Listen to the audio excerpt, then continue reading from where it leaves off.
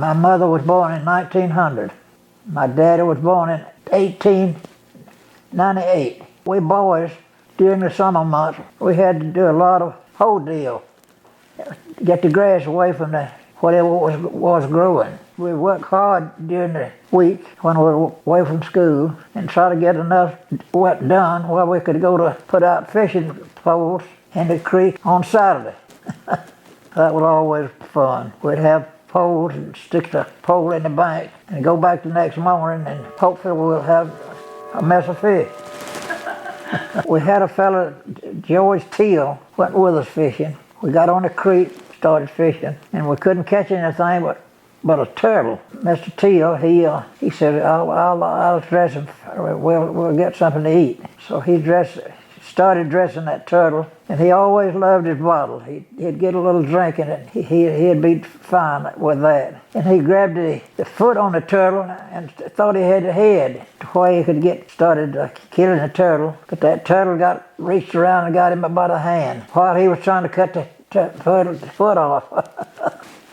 Mr. William McCoy, he had several children, and the other children in Pleasant Hill, he would come and pick them up on his truck. Had a truck that high bodies on it, Chevrolet at that, I believe it was. Carry us to the theater, President Theater in Manchester to see a picture. Back then you could go in for a dime or 15 cents and eat all the popcorn you could want for a dime. We enjoyed all of that kind of stuff going on. A fellow by the name of Miller. Miller, he lived in what they call beyond the mountain towards Cleveland Springs. But he'd get to the top of that mountain in a Model T and he'd turn it off and it'd run him all the way to our church in Pleasant Hill. And we had a quarterly meeting every quarter. We'd have tubs of iced tea, all kind of cakes, sandwiches. My goodness, that's been a while ago.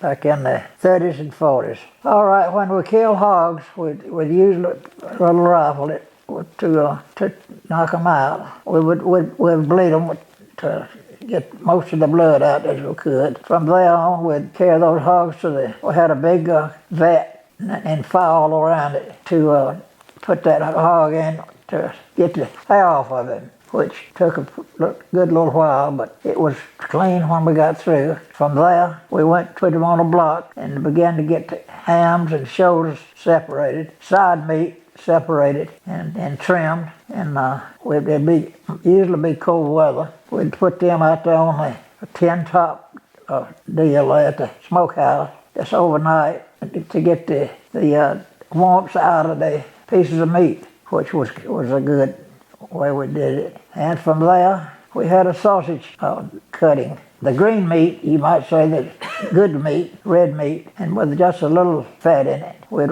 put it in the grinder, mix it up good, put it in the grinder, strip the intestines, stuff the sausage. We had a little deal that wind it up and it would stuff the sausage, casing you might call it. From there on, we'd put the lard in the pot while we had a lot of fire around it, and we cooked that fat into liquid, you might say. Use that for lard. That would be enough lard for us through the winter, you might say. The smokehouse, we'd had a big box in there. For that box, we had put a layer of salt into the, you might say, the bottom. Put layers of meat down and put salt, another layer of salt on that layer of meat till we'd use the meat up.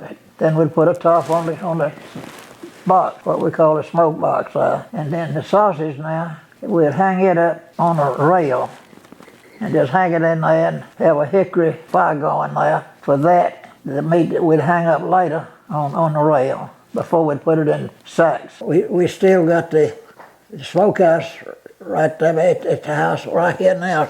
Right out here, you could see it. A fellow from Beverly knew somebody from Hamilton that could handle it. He knocked every board off, marked it, brought it up here and put it up just like it was. There's a goal on top now, the peach bucket we used for gold is still hanging on top of the door. I don't know how many years. That's been a lot of years when we was playing basketball. That's the memory that I've got right now with what we had outside. E.B. Birdsong had a store in Woodland, a country store. He had most anything he wanted in a country way. E.B. Birdsong Sr. He had little puppies. He loved his little terriers. They went with him just about everywhere he went in this pickup truck. And he had a deal on the back of this pickup. It had a kind of a steam engine deal on it. The railroads didn't have anything but steam engines back then. And he'd come through town, blow his whistle, just about any which way he wanted.